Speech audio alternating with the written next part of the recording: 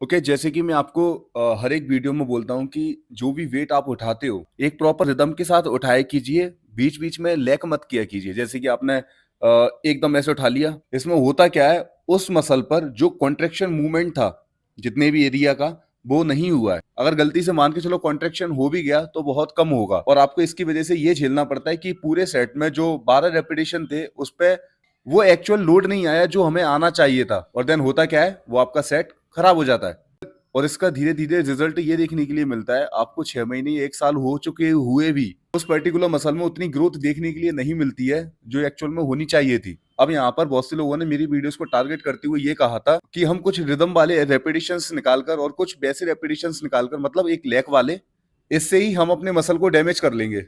देखो, ऐसा बिल्कुल भी नहीं हो सकता और इसका आंसर मैं इस एग्जांपल की तरीके से दूंगा। आपने हैंगिंग वेइंग स्किल देखी होगी, जिसमें आप किसी चीज को हुक करके आप उठाओगे तो उसमें उसका वजन आ जाएगा। सो इसमें आप 10 केजी का डंबल हैंग करके लटका कर देखना, अगर उसे आप स्टेबिलिटी के साथ ऊपर नीचे करोगे तो वो 10 किलो के आसपास ही रहेगा, बल्कि 9.5 या 10.5 मतलब इधर इधर झूलता रहेगा। लेकिन यहीं पर आप उसे अगर तेजी से ऊपर नीचे करोगे तो वो वेट बहुत कम ज्यादा होगा, जैसे कि 7.5 किलो, 8 किलो या 10 किलो या 12 किलो। अब इसी एग्जांपल को हम एक्सरसाइज में रख के देखें।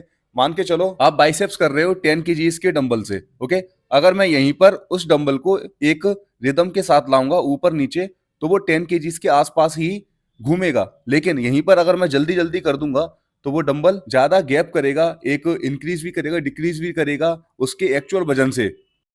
सो आप यहाँ पर देख सकते हो एक रिदम का होना कितना जरूरी है एक एक्सरसाइज के सेट्स के हर एक रेपिटेशंस में।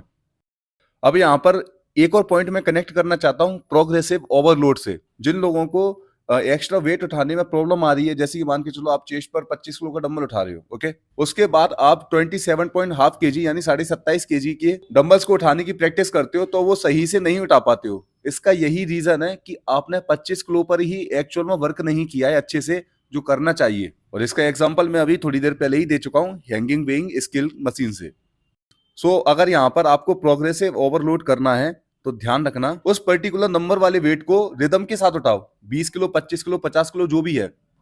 देन आप उम्मीद रखिए कि आपका प्रोग्रेसिव ओवरलोड हो पाएगा 51, 52, 53 जो भी आप करना चाह रहे हो 50 के ऊपर बात।